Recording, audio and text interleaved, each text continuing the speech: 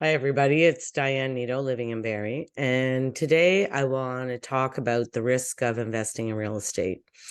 Now, there's a risk always, no matter what you do. So if I bought a house today and the prices go down in 2 months and I potentially could lose $30,000 or $40,000, my advice would be you don't sell. Like, in the long run and in the long term, it is always a good investment. But there's dips and valleys. So you'll see it go up a bit, down a bit, up a bit, down a bit. But over the long term, it's always going to go up. So I'm going to show you a chart now.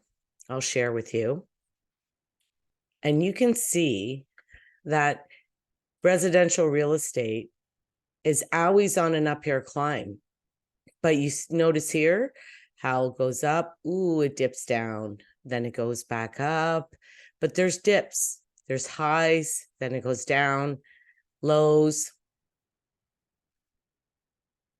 All the way along. So if you also notice on the trajectory is constantly still in an upward motion. So my advice is, as long as you can hold a property, you can never lose.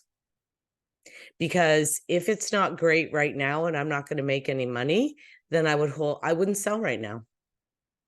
The danger comes when you get into a situation, say you buy a 1-bedroom condo, and now a year later you meet somebody, you want to have a family, and a year or two, they can't fit in that home.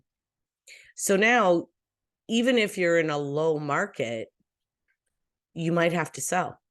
And there's always going to be people in a bad market that have to sell. There's deaths, there's marriage breakups, there's people getting back together, there's people getting married, people having more children, 2 families coming together. There's always going to be situations where you have to sell and you have to buy. But as you're seeing right now, there's not a lot of inventory on the market because people are just holding tight. If I don't have to sell and pay these big interest rates, I'm not going to sell. I'm going to just stay tight. So in a long-term investment over 10 years, 15, 20 years, you're never going to lose in real estate. And trying to time the market at the exact low point to buy and the exact high point to sell, almost impossible. I've been doing this for a lot of years, and I've lost money thinking, okay, I'm now at the low when I buy it, and it kept going lower. So you don't know the exact point where the sweet spot of the low is. And we also never know the exact point of the high. So if you're buying in a market that is slower and lower, and even a year ago they were selling for $50,000, $100,000 more, then you're pretty safe. You're buying in a low market. Is it at the very lowest point? We're not sure, but you're buying in a low market. My feeling is you're always better buying in a lower market and even selling in a lower market, because if you sell in a lower market, you're buying in a lower market. So you're mitigating your risk. If you buy at the very height of the market and the market goes into a dip for 2-3 years, in 2017, it went into a dip for like a couple years where, it didn't reach those prices again until maybe now.